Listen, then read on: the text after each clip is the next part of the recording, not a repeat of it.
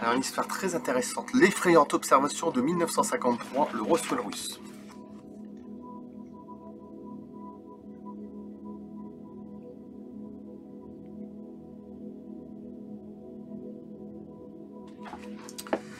Vous allez voir, quand vous allez voir le dessin représentant un objet observé au-dessus de la Sibérie, c'est effrayant. Effectivement, c'est bien le titre. L'effrayante observation de 1953. Un extraordinaire et terrifiant incident ufologique se déroula en 1953 dans la région de Krasnoyarsk, c'est dur à dire, pas très loin du site de l'explosion de Tunguska. Le témoin de l'événement était une personne très crédible. Veniamin Dodin, qui était alors écrivain scientifique et conférencier, auteur de 26 ouvrages. Dodin donna des cours 20 ans durant à des ingénieurs militaires. Cependant, après s'être heurté au gouvernement, il fut arrêté en 1940 et passa les 14 années qui suivirent en prison ou dans des camps de concentration à travers tout le territoire russe. C'est sympa, hein.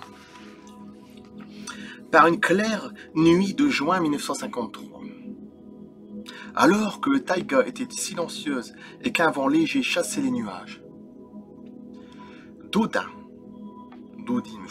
regagnait sa cabane au bord de la rivière Ishimba quand tout à coup, il perçut un bruit aigu qui semblait provenir de l'intérieur de sa tête. Levant les yeux, c'est là que vous allez voir, c'est magnifique, il aperçut un long appareil cylindrique, une sorte de ovni cigare, c'est mes préférés, mais c'est pas vraiment ça, qui se trouvait au-dessus, ça fait penser à ça, de nuages à environ 3 km de sa position et qui lui donnait l'impression de scintiller. Dodin put voir que l'ovni en forme de tambour tournait sur lui-même et qu'une sorte de bande qui ressemblait à un escalier roulant avec de nombreuses marches faisait le tour de la coque de l'engin. L'arrière du cylindre était entièrement ouvert et à moitié orienté dans la direction de Dodin.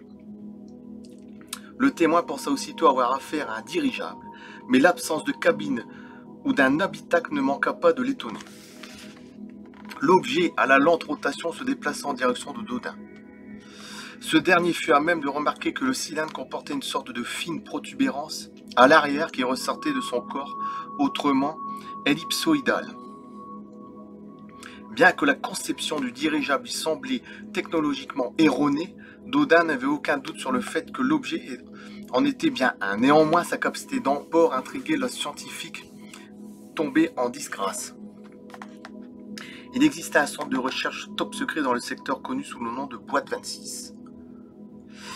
De nouveaux types d'armements y étaient développés et Dodin se dit qu'il avait peut-être pénétré par inadvertance dans la zone de test, puis il réalisa que l'extrémité arrière était en fait un corps plat en forme de tambour. Celui-ci se sépara du cylindre, imaginez le truc, hein, et fit, de toute façon vous allez voir le dessin, et fit une ascension rapide. Le bruit que Dodin entendait dans ses oreilles perdit de son intensité, mais ce grincement douloureux se révéla encore plus désagréable.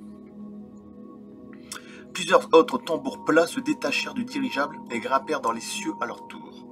Puis l'extrémité ouverte du mystérieux objet se referma et le cylindre s'éloigna. Ce départ marquant la fin de la gêne sonore subie par le témoin, Dodin chercha du regard les tambours plats qui avaient quitté le cylindre, mais tous avaient disparu dans la nuit. Le ciel était plus clair à présent et le matin n'allait plus tarder. Dodin continuait à scruter le ciel depuis son abri, mais il n'y avait plus rien à voir. Ce dirigeable revint la nuit suivante. 2 fois. En sa qualité de scientifique, Dodin savait parfaitement bien qu'aucun appareil fabriqué par l'homme ne pouvait voyager à une vitesse telle qu'il pouvait disparaître instantanément à la vue. Cet objet était-il un genre de super avion? Dodin s'inquiétait du fait que les responsables de la boîte 26 puissent se rendre dans son secteur. Même les exilés comme lui et les détenus de différents camps de concentration locaux entendaient d'effroyables rumeurs à propos des projets de recherche secrète que l'on menait au centre. Malgré ses craintes, Dodin restait un homme de science et un chercheur. Il décida d'en savoir plus sur ces phénomènes. C'est ainsi qu'il prit des clichés de l'objet avec son appareil photo. Mais malheureusement, je pense que les photos...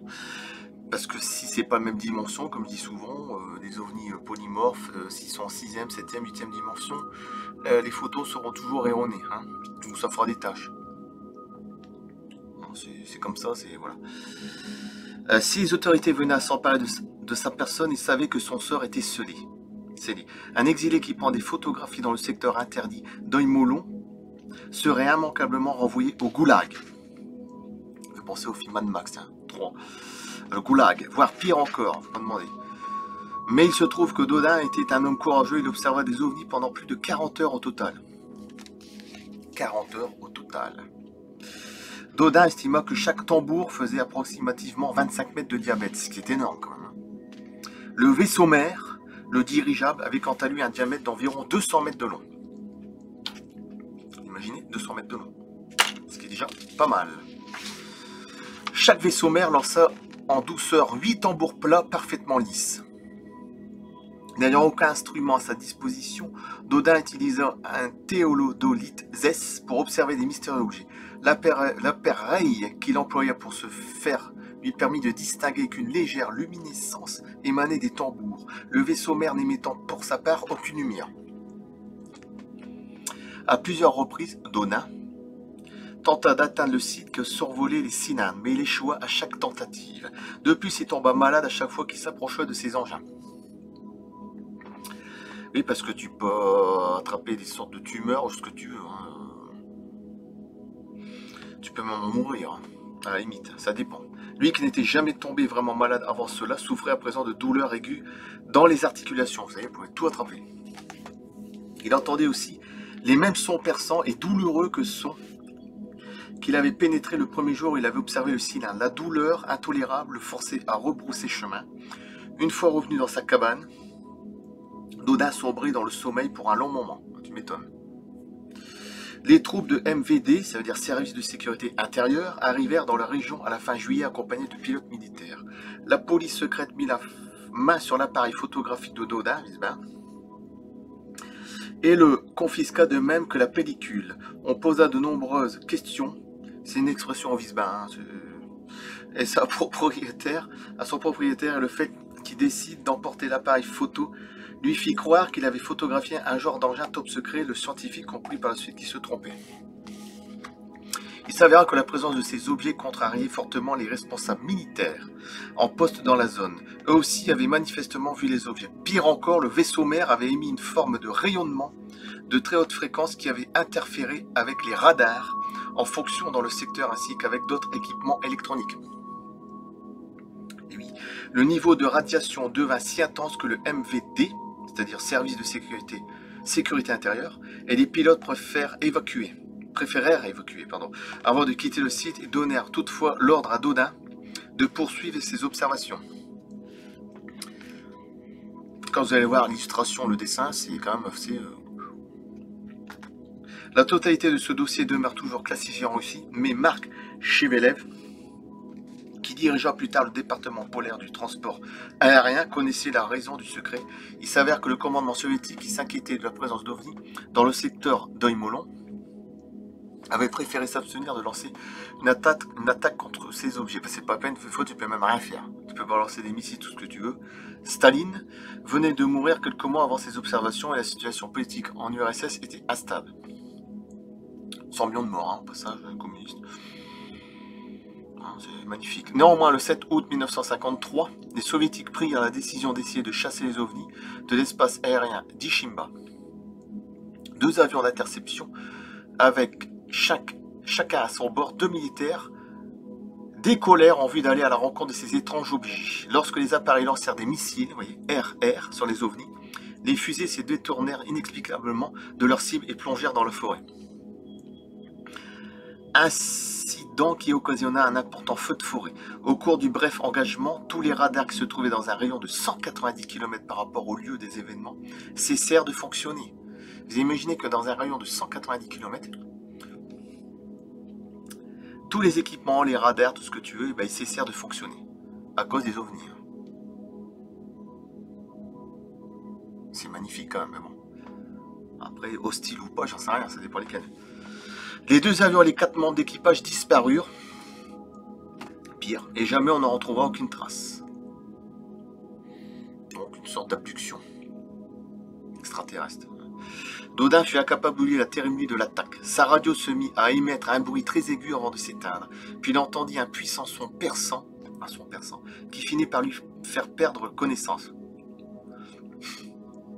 Plusieurs heures s'étaient écoulées quand il sortit de sa torpeur, on pourrait dire même torpille, mais bon. Et lorsqu'il se décida à quitter son abri, ce fut pour s'apercevoir qu'une mystérieuse lueur verte émanait de tout le paysage autour de lui. C'est pas une aurore boréale. Cette curieuse couleur persista un mois environ, bah ouais. Rien à voir, avant de commencer à s'estomper progressivement, disparaître quoi. À la main d'hier, comme une sorte de brume, de radiation après une explosion nucléaire. 4 ans plus tard, le 24 juillet 1957, un avion soviétique engagea un autre OVNI qui était soudainement apparu au-dessus des installations antiaériennes des îles Kuril.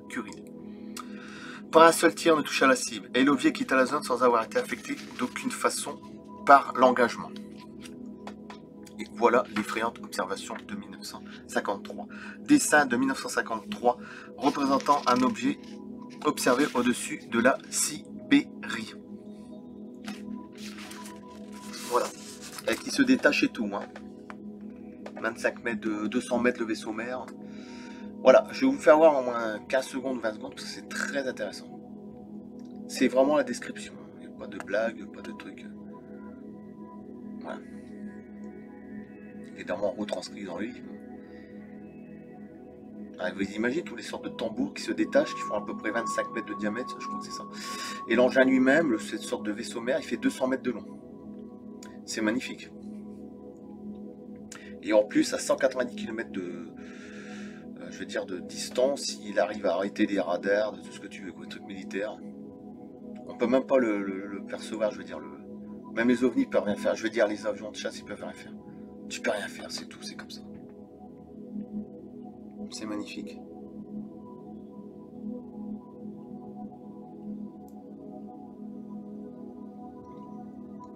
Et toujours sur pause, c'est toujours intéressant.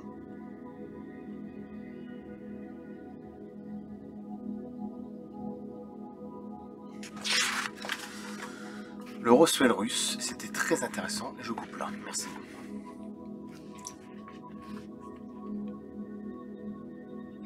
À bientôt.